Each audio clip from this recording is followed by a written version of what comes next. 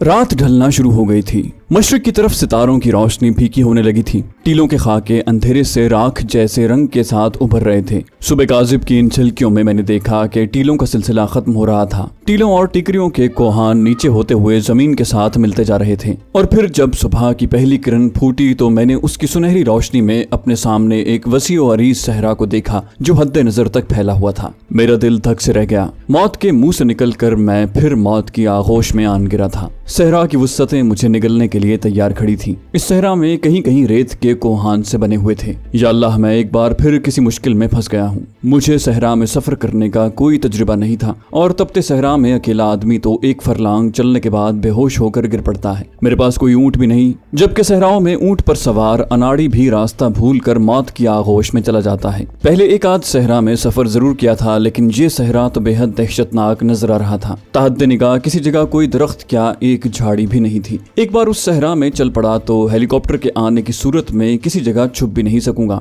अब मैं पछताने लगा कि इस तरफ क्यों निकल आया। पीछे भी मौत थी, आगे भी। आगे वाली मौत से बच निकलने का 1% चांस मौजूद था, लेकिन पीछे किसी किस्म की गुंजाइश नहीं थी। मैं इस तल्ख हकीकत से भी वाकिफ था कि सूरज के निकलते ही सहरा तपना शुरू हो जाएगा। या अल्लाह, अब क्या करूं, किधर जाऊं? पहले ही प्यास से होंठ खुश्क हो रहे थे और आगे तो पानी के मिलने का सवाल ही पैदा नहीं होता था। मैं वहीं बैठ गया। जमीन कुछ दूर तक पथरीली थी। सूरज ने मशरकी टीलों के पीछे से अपना सुर्ख चेहरा उठाकर मेरी तरफ देखा। सहरा में एकदम से दिन निकल आता है और रोशनी फैल जाती है। यहाँ भी ऐसा ही हुआ। सूरज के टीलों से ऊपर आने की देर थी कि सहरा की रेत चमक उठी और हर तरफ आंखों को चुंधिया देने वाली रोशनी फैल गई। रात भर की खून की महकी महकी गर्मी में तब्दील होना शुरू हो गई थी। मैं आखिरी टीले की जमीन में धंसती हुई ढलान की ओट में बैठ गया। सोचने लगा, अब मुझे क्या करना चाहिए। अगर वापस मुड़ता हूँ तो टीलों की गुलाम गर्दिश में कब तक जिंदा रह सकूंगा, और फिर हो सकता है कि सिक्योरिटी गार्ड के आदमी या इसराइली कमांडो मेरी तलाश में इन टीलों में भी आ निकलें। उनसे कब तक आंख मचोली करता रहूंगा। आगे रेत का समंदर नजर आ रहा था जो मुझे हड़प करने के लिए बेकरारी से पहलू बदलता महसूस हो रहा था। इसी कश्मकश में सूरज पूरी आबोताब से चमकने लगा और फजा गर्म हो गई। ये तपिश मेरे जिस्म में रहा सहा पानी भी खत्म कर सकती थी। मैं कुछ भी अंदाजा लगाने से कासिर था कि ये सहरा कौन सा है, और अगर मैं इसे उबूर कर भी लूं तो आगे क्या है। ये हो सकता है कि मैं इसराइली रीजन के किसी सहराई कले में निकल आऊं और वहीं धर लिया जाऊं, क्योंकि अब तक मेरी खबर कम से कम रेडियो टेलीविजन पर माहुलिये के नशर हो चुकी होगी और पुलिस फौज की तमाम चौकियों को इत्तला दे चुकी होगी और उन्हें चौकस कर दिया गया होगा। न जाने क्यों मुझे एकदम से यरूशलेम वाली अपनी साथी नादिया का ख्याल आ गया। क्या उसे खबर हो गई होगी कि मैं किस आलम में यहाँ बैठा हूँ? उसने मेरे फरार की खबर तो जरूर सुन ली होगी। डॉक्टर एकाद को भी मेरे भागने का पता चल गया होगा, मगर वो मेरी कुछ मदद नहीं कर सकते थे। नादिया कितना ख्याल रखती थी, लेकिन मैंने फौरन अपने ख्यालों को झटक दिया। मैं अपनी भूख प्यास को भूल गया और अब मैंने सहरा को इस निगाह से देखा कि मैं उसे कैसे शिकस्त दे सकता हूँ। उस वक्त सहरा मेरा सबसे बड़ा दुश्मन था जो मेरा रास्ता रोक कर खड़ा था। मैंने गौर किया कि अगर मैंने दिन के वक्त इतनी शदीद धूप में सफर शुरू किया तो सहरा की तपिश और आग बरसाती रेत मुझे भून कर रख देगी। जिस तरह काफिले सरे शाम रखते सफर बांधते हैं, मुझे भी उसी तरह धूप ढलने के बाद अपने सफर का आगाज करना चाहिए। मेरे पास ज्यादा राह कुछ नहीं था। सहरा में सफर करते हुए इंसान के पास पानी की एक छागल जरूर होनी चाहिए, लेकिन मैं अपनी मर्जी से तो सफर नहीं कर रहा था। ये सफर नहीं बल्कि जिलावतनी और जान बचाने की दौड़ थी। मेरे पीछे मौत बहुत करीब थी। आगे इस बात का इम्कान जरूर था कि शायद मैं अपनी जान बचाकर यरूशलेम तक पहुंच जाऊं। मेरी कोशिश ये थी कि सहरा में ऐसा रास्ता तलाश करूं जिस पर छोटे मोटे काफिले चलते हों। ऐसे रास्तों पर काफिले वालों के लिए रेत के अंदर पानी के मटके दबाकर रखते हैं और बाहर उनकी निशानी ये होती है कि वहाँ एक बांस गाड़ दिया जाता है। सवाल ये पैदा होता था कि मैं भूखा रहकर यहाँ इस गर्म चट्टान की ओट में सारा दिन कैसे बसर करूंगा। जूं जूं सूरज बुलंद हो रहा था, चट्टान उसकी धूप में गर्म होने लगी थी और उसका सेक मेरे जिस्म में रहे सहे पानी को भी पसीने की शक्ल में खारिज कर रहा था। इसका एक ही हल था कि मैं किसी टीले के नशेब में गड्ढा खोद कर उसके अंदर बैठ जाऊं। रेत नीचे ठंडी होती है। इस तरीके से अमल करने से कम मैं धूप की कयामत खेज तपिश से जरूर बच जाऊंगा। जिस जगह मैं बैठा था वो जमीन पथरीली थी और रेतीला सहरा थोड़ी दूर आगे जाकर शुरू होता था। मरता क्या न करता कि मुस्ताक मैं उठा और पथरीली जमीन पर चलता 2-3 मीटर आगे सहरा में आ गया। कड़ी धूप और गर्मी में इतनी दूर चलने से ही मैं पसीने में नहा गया। रेत का टीला वहां से काफी फासले पर था। मैंने हिम्मत न हारी और टीले का रुख कर लिया। पथरीली संगलाख जमीन का सिलसिला खत्म हो गया था और मेरे पांव खुश्क रेत में धंसने लगे थे। मुझे रेत के टीले तक पहुंचने में आधा घंटा लग गया। पसीने की धारें मेरी गर्दन और माथे पर बहने लगी। रेतीले टीले की ओट में एक तरफ छांव थी। मैं वहां जाते ही बेदम होकर गिर पड़ा। कुछ देर सस्ताने से जिस्म में कुछ तवानाई बहाल हुई तो मैंने अपनी जेब में से वो फल काटने वाला चाकू निकाला जो मुझे मनहूस और कातिल अस्पताल के मोटरसाइकिल सवार की डिग्गी से मिला था। मैंने जमीन का जायजा लिया। मैं कोई माहिर अर्जियात नहीं था, मगर फिर भी दरबदर की ठोकरें और बलाखेज मुहिमों ने मुझ में काफी तजुर्बा भर दिया था। टीला जहां से शुरू होता था उस मकाम पर मैंने चाकू से रेत इधर उधर हटानी शुरू कर दी। रेत नरम थी, मुझे ज्यादा मेहनत नहीं करनी पड़ी। ये भी धड़का लगा था कि कहीं पीछे से दुश्मन का कोई हेलीकॉप्टर या सहराई जीपें ना आ जाएं। दिन की रोशनी में मुझे काफी बुलंदी से देखा जा सकता था। खुले सहरा में तो दिन के वक्त एक चूहा भी दौड़ता दिखाई दे जाता है। मैंने जमीन खोदने की रफ्तार तेज कर दी। दरमियान में सांस लेने को रुक भी जाता। यूं कुछ देर बाद मैंने रेत में इतना गहरा गड्ढा खोद लिया कि मैं उसी में गर्दन तक छुप कर बैठ सकता था। फिर ख्याल आया कि जमीन मजीद खोदी जाए ताकि मैं पूरा उसमें छुप जाऊं। मैंने रेत की तह में दोबारा चाकू चलाना शुरू कर दिया। रेत नीचे से गीली निकलने लगी। मेरा दिल खुशी से धड़का। कहीं इस जगह रेत के नीचे कोई चश्मा तो नहीं बह रहा। मैंने काम तेज कर दिया। अब रेत इतनी गीली थी कि मैं निचोड़ कर उसमें से पानी निकाल सकता था। मेरा हौसला बढ़ गया। मजीद 1 फुट खोदने पर जमीन के अंदर से पानी निकल आया। खुशी से मेरा दिल उछल पड़ा। पानी रेत के नीचे से रिस रहा था। मैंने सैर होकर पानी पिया, मुंह हाथ धोया और गड्ढे के पहलू में एक शिगाफ डालकर उसे कुशादा कर दिया। मैं उस शिगाफ में बैठ गया। ये जगह ठंडी थी और सहरा की तपिश से महफूज थी। प्यास बुझने से जिस्म ताजा हो गया। अगरचे भूख अपनी जगह पर कायम थी, लेकिन भूखे रहने की मुझे ट्रेनिंग मिली हुई थी। आदमी भूखा तो 2-3 दिन रह सकता है, मगर पानी के बगैर ज्यादा देर तक जिंदा नहीं रह सकता। वहां कोई घास फूस और झाड़ियां भी नहीं थी कि जिनकी जड़ें खोद कर मैं पेट की आग बुझा सकता। बहरहाल मुझे छुपने का बड़ा अच्छा ठिकाना मिल गया था। प्रोग्राम यही था कि धूप ढलते ही यहाँ से निकलकर सहरा में सफर शुरू करूंगा। हो सकता है कि सहरा में कोई ऐसी झाड़ी या दरख्त मिल जाए कि जिसकी जड़ें या पत्ते खाने से मेरे पेट की आग भी ठंडी हो। एक अजीब वहशत खेज सन्नाटा मेरे चारों तरफ फैला हुआ था। इतना खामोश और साकित दिन मेरी जिंदगी में पहले नहीं आया था। शहरों में तो रातें भी बोलती हैं और यहाँ सहरा में तो दिन के मुंह पर भी ताला लगा था। रेत के सफेद चमकीले जर्रों पर धूप पड़ने की वजह से सहरा में चांदनी जैसी चमक पैदा हो गई थी। सहरा में दिन इतना रोशन होता है कि आदमी की आंखें चुंधिया जाती हैं। गड्ढे के अंदर मुझे बड़ा आराम था और सहरा की तेज चमक और गर्मी वहां तक बहुत कम पहुंच रही थी। इस मुहिब सन्नाटे में मुझे एक ऐसी आवाज सुनाई दी कि मेरे कान खड़े हो गए। ये आवाज किसी बड़े खतरे का इशारा थी। मैं हमतन गोश होकर उस आवाज की लहरों को पूरी तवज्जो से सुनने की कोशिश कर रहा था। ये किसी फौजी ट्रक की आवाज थी। घूं घूं करता ट्रक दूर से किसी तरफ बढ़ता जा रहा था। पहले तो एहसास हुआ कि आवाज मेरी तरफ नहीं आ रही, बल्कि मेरे मुतवाजी दूर सहरा में किसी तरफ जा रही है। लेकिन जब आवाज आहिस्ता आहिस्ता ज्यादा साफ होती गई तो मुझे तशवीश हुई। मैं तेजी से गड्ढे में से निकलकर बाहर आ गया और टीले की ओट में लेटकर उस समत को देखा जिधर से ट्रक की आवाज आ रही थी। दूर मुझे संगलाख और जमीन में जज्ब होते कोहान नुमा टीलों के बीच में एक स्याह धब्बा आहिस्ता आहिस्ता एक तरफ रेंगता नजर आया। एक बार धूप में उसमें चमक पैदा हुई। ये ट्रक की स्क्रीन की चमक थी। मेरे जहन ने तेजी से काम शुरू कर दिया। जाहिर है ये इस्राएली फौजी ट्रक था और वो लोग मेरी तलाश में ही इधर आए थे। मुझे अपने बचाव के लिए क्या करना चाहिए था, यही एक सवाल मेरे दिमाग में बार बार सामने आ रहा था। अगर वो उस टीले के करीब पहुंच गए तो मेरा बचना मुहाल होगा। वो मुझे बड़ी आसानी से तलाश कर लेंगे। अगर उनके पास खोजी कुत्ते भी हुए तो मेरी गिरफ्तारी यकीनी थी। मैं गौर से ट्रक के धब्बे की तरफ देख रहा था। वो एक संगलाख टीले की ओट में गायब हो गया। उसकी आवाज भी आ रही थी। थोड़ी देर बाद वो टीले का चक्कर लगाकर बाहर निकल गया। अब वो ज्यादा करीब नजर आने लगा था। मेरे लिए वहां कोई जगह नहीं थी। जो गड्ढा मैंने खोदा था वो मुझे पकड़वाने में मददगार साबित हो सकता था। भागने की भी जगह न थी। सहरा में धूप चांदी की तरह चमक रही थी और वहां दौड़ता हुआ एक चूहा भी आसानी से देखा जा सकता था। मैं गड्ढे से बाहर निकल आया और रेंगता हुआ टीले की दूसरी जानिब छांव में रेत पर पेट के बल लेटकर ट्रक को तकने लगा। मुझे मालूम था कि ट्रक में बैठे हुए फौजियों के पास यकीनन दूरबीन होगी और अगर मैं उठ खड़ा हुआ तो वो आसानी से मुझे देख लेंगे। ट्रक अगरचे मुझसे अब भी 2-1 फरलांग के फासले पर था, लेकिन मुझे साफ दिखाई दे रहा था। ये फौजी हैवी ट्रक था जो दोनों जानिब से मटियाले रंग की तरपाल से ढका हुआ था। वो आहिस्ता आहिस्ता रेंगता पत्थरों पर उछलता मेरी ही तरफ तरफ बढ़ा चला रहा था। मैंने दिल में फैसला कर लिया कि एक जांबाज और सरफरोश मुसलमान कमांडो की तरह इन यहूदियों का मुकाबला करूंगा, और अगर मर भी गया तो 2-3 को मारकर ही मरूंगा। मेरे पास फल काटने वाले चाकू के सिवा और कुछ नहीं था जो मेरे एक हाथ में था। ट्रक चलते चलते पत्थरों की टेकरियों के दरमियान एक तरफ साए में रुक गया। मैं एक मफरूर कैदी और माहिर शख्स की तरह ट्रक पर नजरें गाड़े हुए था। ट्रक के पीछे से 3 वर्दी पोश फौजी राइफलें कांधों पर डाले छलांगे लगाकर बाहर निकल आए। अगली सीट पर से भी 2 फौजी बाहर कूदे। वो टेकरी की छांव में पत्थरों पर बैठ गए। उनमें से एक फौजी ने आंखों पर दूरबीन लगाई और जिस तरफ मैं रेत पर औंधा पड़ा था उस तरफ देखने लगे। वो सामने फैले हुए सहरा का जायजा ले रहा था। फिर उसने दूरबीन अपने साथी को पकड़ा दी। इतने में दूसरे फौजियों ने ट्रक के अंदर से लकड़ी का एक बक्स निकाल कर बैठे हुए फौजियों के सामने लाकर रख दिया। ये दोनों बैठे हुए फौजी यकीनन अफसर रैंक के थे।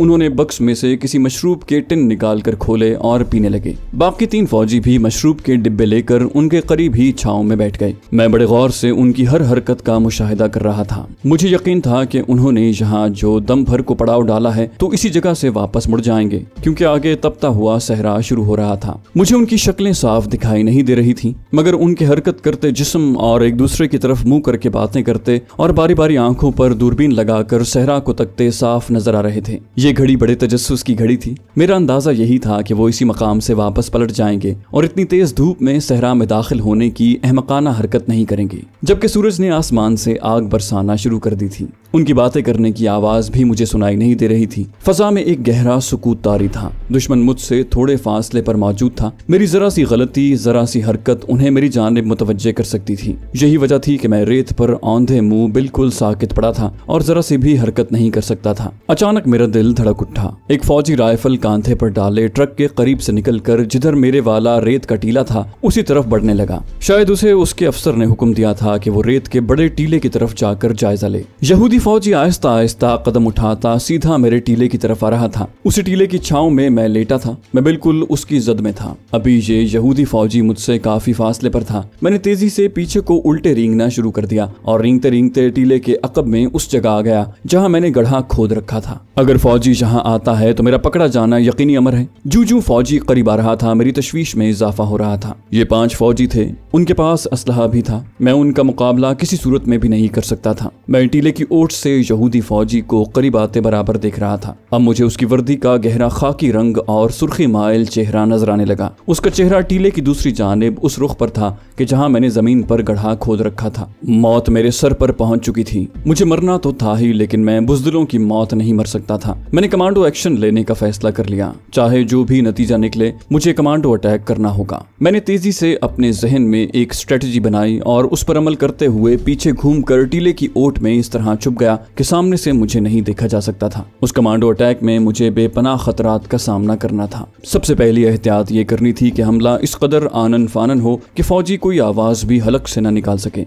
और ना ही फायर कर सके, क्योंकि ऐसी सूरत में उसके साथी फौजी होशियार हो जाते और फिर मुझे गोलियों की बाढ़ से कोई नहीं बचा सकता था। मैंने अपने हाथ में पकड़े हुए चाकू का जायजा लिया। उसका फल इतना लंबा नहीं था, लेकिन अगर होशो हवास को कायम रखते हुए ऐन दिल पर उसका भरपूर वार किया जाए तो इंतहाई कारगर भी साबित हो सकता था। मेरे पट्टे फड़कने लगे। रगों में खून की गर्दिश तेज हो गई थी। मैंने चाकू को अपने दाएं हाथ में थाम लिया और टीले की ओट ही में चौकस होकर बैठ गया। गौर से आगे बढ़ते यहूदी फौजी को देख रहा था। सहराई धूप की चमक में अब वो साफ नजर आ रहा था। ये नौजवान ही था, ज्यादा बोझल जिस्म भी नहीं था। मेरे होंठ भिंच गए थे। मैं आहिस्ता आहिस्ता सांस ले रहा था कि आवाज पैदा ना हो। मैं चाहता था कि यहूदी फौजी को अगर आना ही है तो वो इस टीले की ओट में आ जाए जहां उसे दूर बैठे उसके साथी ना देख सकें। पहले यही ख्याल था कि वो टीले के बिल्कुल ही करीब नहीं आएगा और चंद कदमों के फासले से ही मुड़ जाएगा, मगर वो बराबर आगे बढ़ता चला रहा था। उसके भारी फौजी बूट रेत में धंस रहे थे। शायद उसने उस गड्ढे के बाहर पड़ी रेत को देख लिया था जो मैंने खोदा था। उसके कदम तेज हो गए और वो गड्ढे की तरफ बढ़ा। मैं तेजी से पीछे खिसक गया। अब मैं टीले की दीवार में पड़े हुए एक छोटे से शिगाफ की ओट में आ गया था, जहां से मैं यहूदी फौजी को बराबर देख रहा था। मैं इंतहाई आहिस्तगी से सांस ले रहा था।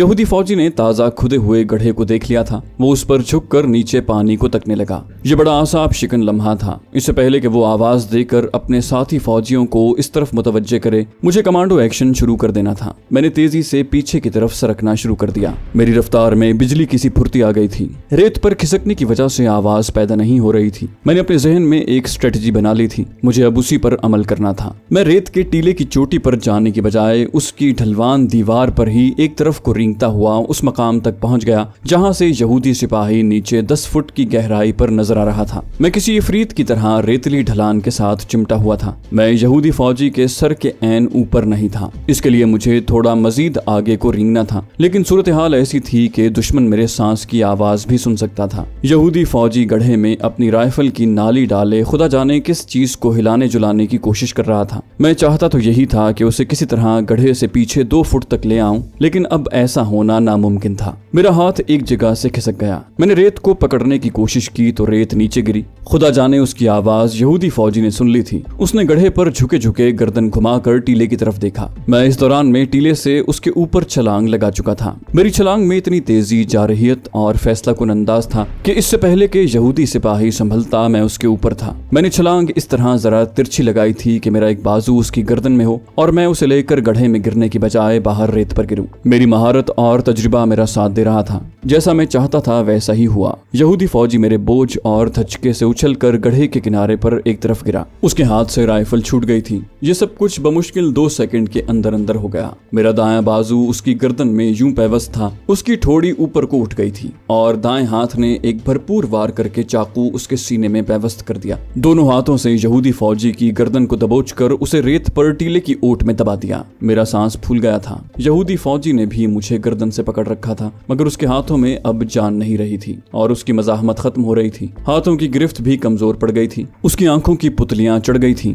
और मैंने देखा कि सीने पर दिल के ऊपर उसके पसीने में तरबतर खाकस्तर वर्दी खून में सुर्ख होना शुरू हो गई थी। मगर मैं उसकी गर्दन को अभी तक दबोचे हुए था और उसे जोर जोर से झटके दे रहा था। इस कार्रवाई में ज्यादा से ज्यादा 5 सेकंड लगे होंगे। यहूदी फौजी दम तोड़ चुका था। मैं उसे घसीट कर टीले के पीछे ले गया, फिर तेजी से रेंगता हुआ गड्ढे के किनारे पर आया। यहूदी फौजी की राइफल गड्ढे में गिरी हुई थी। मैं गड्ढे में सर के बल झुक गया और बाजू लंबे करके राइफल के बट को पकड़कर उसे ऊपर खींच लिया। फिर पीछे खिसकता टीले की ओट में आ गया। एक नजर मुर्दा सिपाही पर डाली। उसकी मौत की तरफ से मुतमईन होकर उसकी कमर के साथ बंधे मैगजीन पाउच वाली पेटी को खोलकर अपने पास ही रेत पर रख लिया। राइफल में फंसी हुई रेत को उंगली से बाहर निकाला और ओट में से दूसरे फौजियों की तरफ देखा। दूसरे उसी तरह ट्रक के पास पथरीले टीले की छांव में लकड़ी का क्रेट सामने रखे मशरूब पी रहे थे और एक दूसरे से हंसी मजाक कर रहे थे। किसी वक्त उनमें से किसी फौजी के हल्के से कहकहे की आवाज गूंज जाती। मैंने एक तरह से एक बहुत भारी बला अपने सर मोल ले ली थी।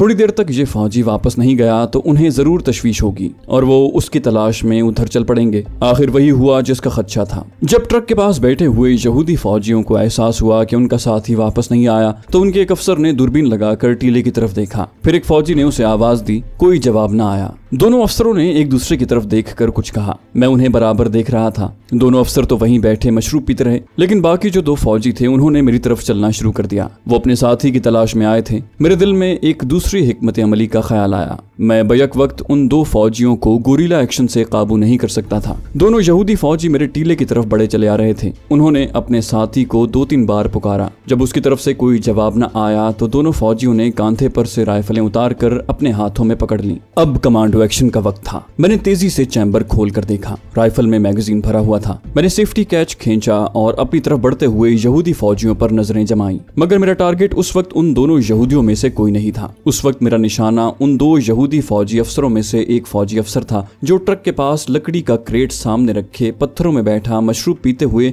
एक हाथ से दूरबीन आंखों पर रखे अपने सिपाहियों की तरफ देख रहा था। अगर इन दोनों यहूदी फौजी अफसरों में से एक फौजी अफसर को निशाना बनाने में कामयाब हो जाऊं तो फिर ट्रक के पास सिर्फ एक फौजी रह जाएगा। ये जो 2 फौजी मेरी तरफ बढ़ रहे हैं वो तो मेरी रेंज में थे ही, और चूंकि मैं घात में छुपा हुआ था और वो खुली जगह में थे इसलिए उनका जिंदा बचकर भाग जाना नामुमकिन था। मैंने खुदा का नाम लेकर नाली को जरा सा बाएं जानिब किया। दूर बैठे यहूदी फौजी अफसर को अपनी रेंज में लेकर उसका निशाना बनाया और फिर ट्रिगर दबा दिया। एक धमाका हुआ।